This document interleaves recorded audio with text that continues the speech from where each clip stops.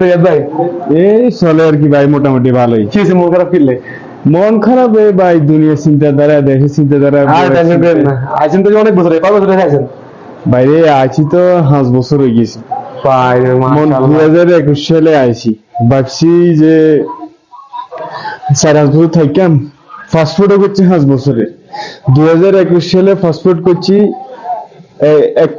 এক বছরের আপনার এই দিয়েন, 1 বছরের টিয়া ফেরত করিয়াম, 2 বছরের টিয়া বাইক দিয়েন, 3 বছর টিয়া রাখি এই দেশে ক্যাশ দেশে বাণিজ্য করি। আর কয় বছর আছেন আর বাইরে বিয়ে শাদী করবেন কবে?